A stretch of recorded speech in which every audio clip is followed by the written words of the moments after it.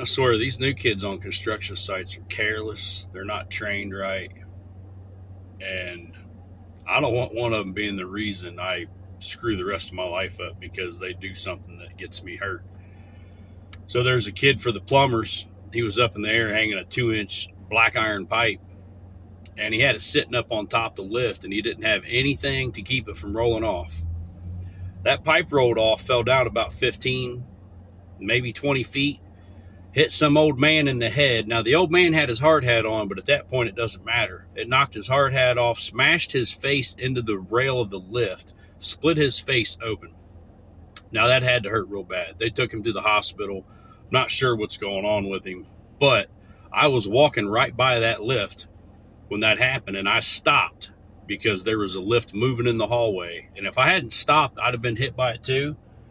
And the kid that dropped the pipe, he didn't even come down and see if the guy was okay or nothing. And he's a new guy. I think he's only been here for 2 or 3 days. Why would you have him up on a lift by himself? He obviously wasn't trained right, because if you're trained right, that pipe's not going to fall off that lift because you take the proper precautions to make sure it doesn't fall. And he was up there by himself.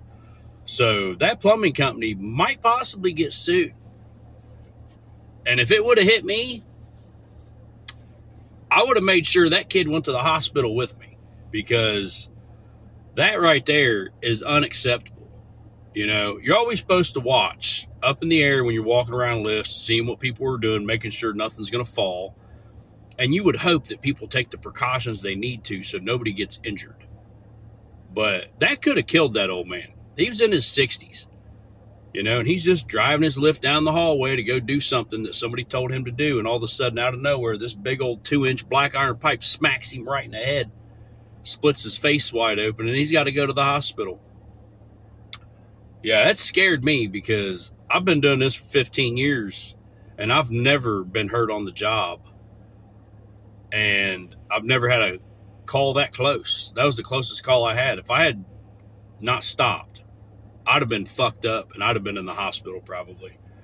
So that just makes me want to think about doing something different, because these kids nowadays, they don't give 2 fucks. They have no remorse. They have no care in the world. And that dude literally fucked that old man up with what he did, and he didn't even apologize or come down and say nothing. He just kept working like it wasn't that big of a deal. I'd have manually brought that lift down and choked the fuck out of that kid before I went to the hospital if it was me.